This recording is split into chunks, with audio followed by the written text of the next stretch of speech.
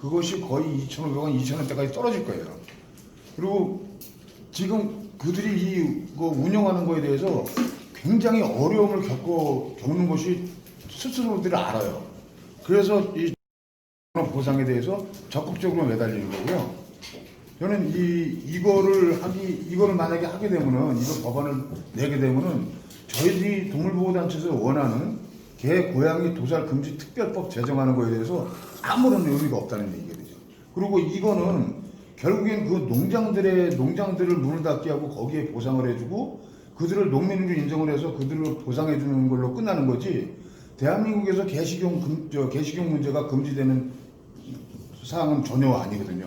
왜냐면 개고기를 먹는 사람들이, 개식용을 하는 사람들이 개 농장에서 거래되는 것만 가지고 먹는 것이 아니라 시골에 가면 집 뒤에다가 10마리, 20마리 묶어놓고 길러다가 동네에서 거래해갖고 잡아먹고 하는 사람들이 비일비재해요.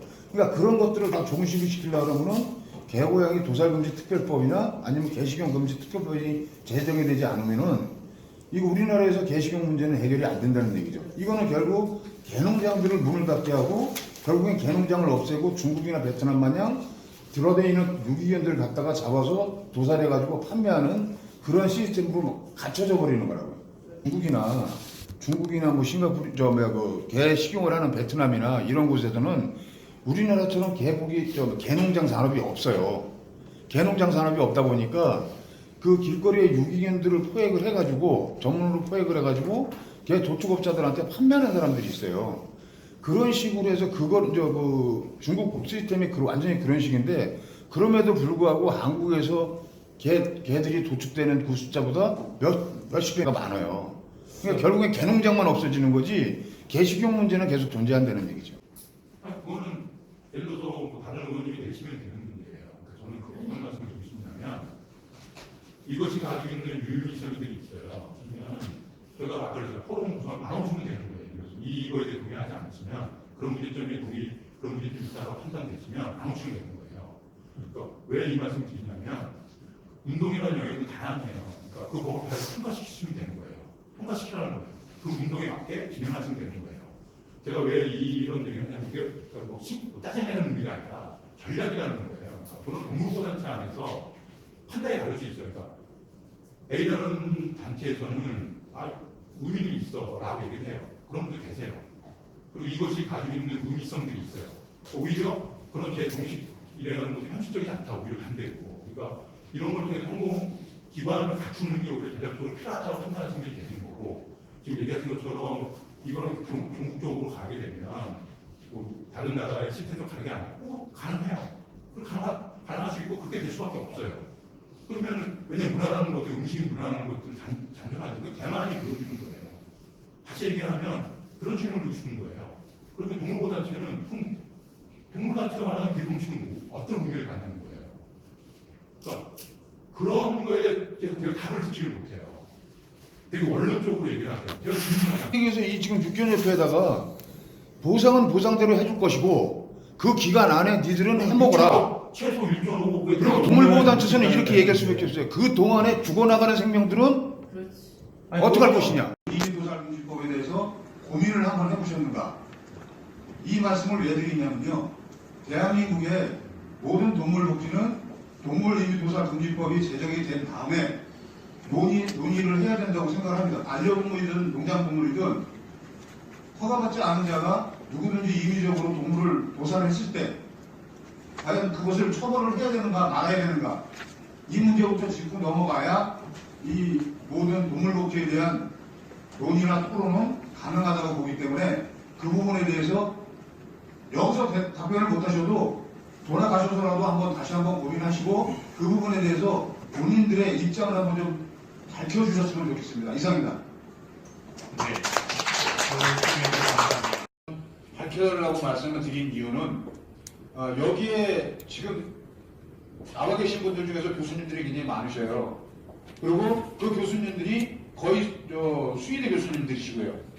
제자분들하고 대한민국의 개식용 문제에 대해서 한 번이라도 토론해 보신 분이 있으면은 말씀해 보세요.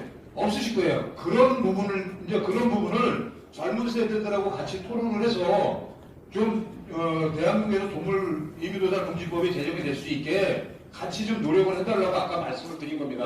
여러분 부탁드릴게요. 예, 네, 저는 용인에서 사설보호소 운영하고 있는 박은정입니다.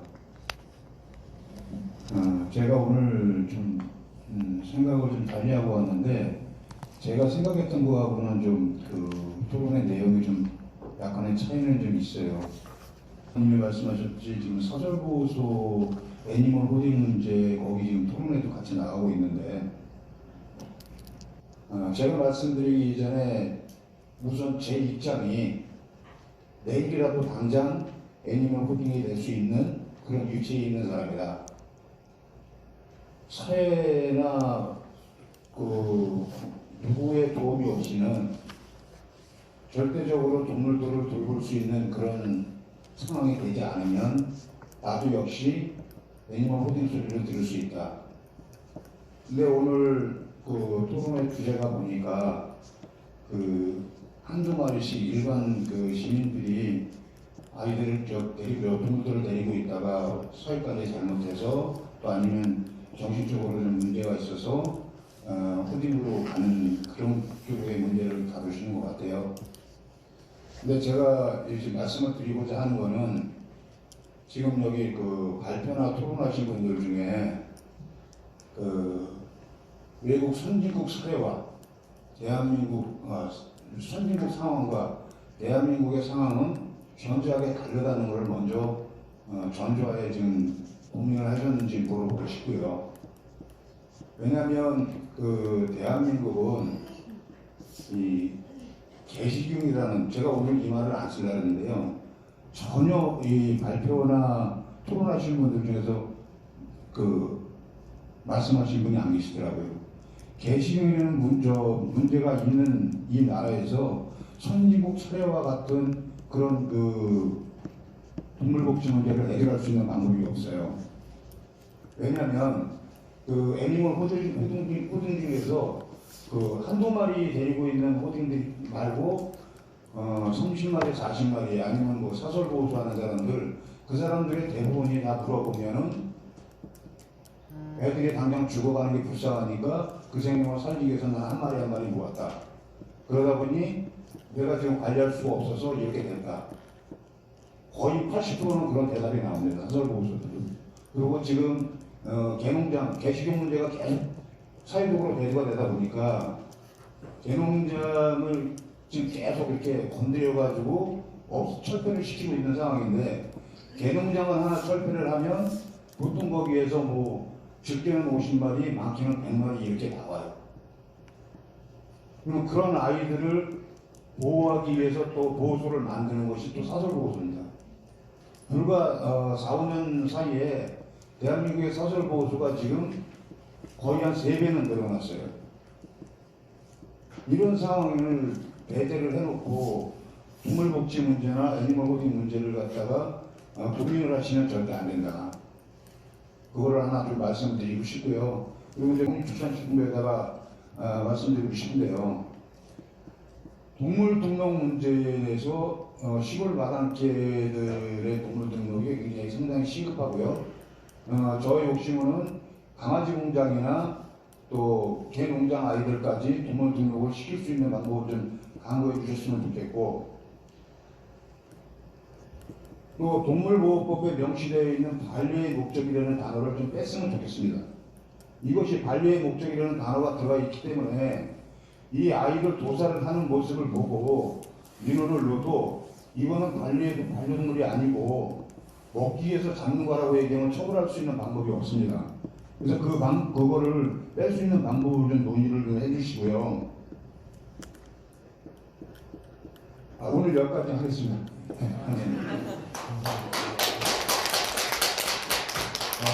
지금 이제 하나에서 이제 조사 대상으로 삼았던 것이 일단 이제 서울시를 중심으로 이렇게 해서 사실 서울 내에는 대규모 이제 대문장 이런 것들이 사실 좀 없으니까 추후에도라도 전국을 대상으로 이런 조사가 이루어져서 통계도 내고 예측도 세우고 지자체와 중앙정부가 어떻게 참여할 것인지 그런 추후 그러한 그 연구도 필요할 것 같아서 우리 중앙정부에서 기술계획이 상관없이 그러한 것들도 한번 이렇게 검토를 좀 해보시는 필요가 있을 것 같아요.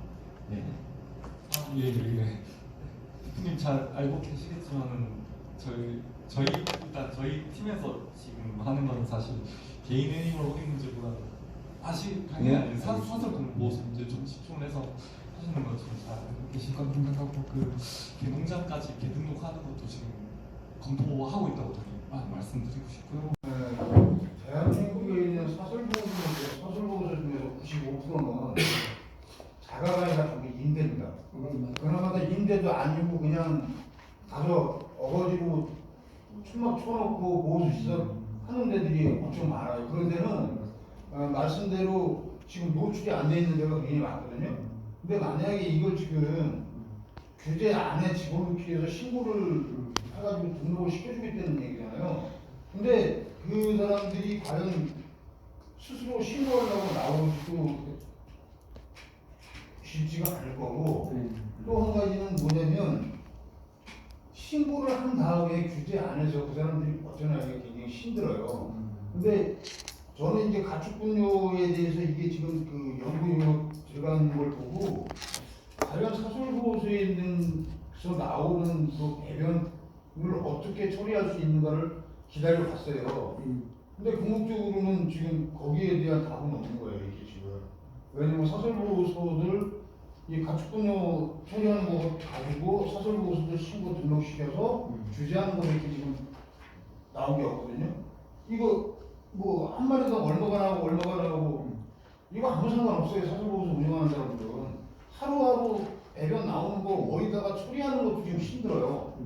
그러니까 정부나 지자체에서 정말 그 뭐 비료나 뭐 이런 걸로도 가져가지 않는 개똥 그 자체를 어떻게 처리를 해야 되는지 그 길만 열어줘도 돼요. 그 길만.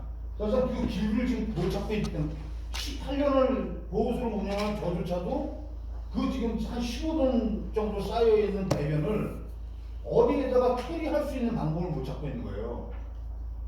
그게 뭐냐면 지자체에 들어와가지고 배변을 처리해주는 업체에다가 환경업체에다가 연락을 받아서 연락을 드렸어요. 드렸는데 딱 10kg 요만한 통 가지고 가서 이거다 하나 담는데 10만 원이라는 거예요. 10만 원 처리 비용이. 그런데 그렇게라도 칠 테니까 좀 쳐주세요. 그러니까 저희들 지금 처리할 수 있는 능력 없습니다. 연락을 안 받아요. 아예. 지금 사설보호소나 이런 곳에 지금 그 배변 처리하는 문제가 이렇게 지금 어려운 상황인데 가축분뇨 처리하는 거 가지고 지금 그 조사를 하고 나서 그 사설보호소 신고 등록시키는 것까지 하려고 그러면 사실상 어느 사설보호소가 나우리 신고하겠다고 나오겠냐는 얘기죠. 지금 땅바닥에서 뛰어놀고 땅바닥에다 오줌 싸고 그러는 건 별로 문제가 아니에요. 그 사람들이 제대로 신고를 하고 지원 받을 수 있는 거 받고 애들을 제대로 관리를 하고 이렇게 해서 좀 운영할 수 있게끔 도와주셔야 돼요. 한 가지 예를 들을게요. 한 가지 예를. 지금 대한민국에서 개농장이나 번식장이나 이 지자체 건축가든 환경가든 그 사람들한테 강제 이행금 물리는 경우는 거의 없어요. 근데 사설보호소는 누군가한테 민원이 들어가면 그 보호소는 끝까지 강제 이행금을 갖다 부과를 시켜서 거기 쫓아내려고 그렇게 악착같이 해요. 일처리를. 저희 행감 역시도 애들 개농장 애들 몇 마리 더 들어와서 이렇게 중축을 하다 보니까 저희가 저기를 갖다가 그 가소건축물 신고를 못했어요. 그리고 늘렸어요.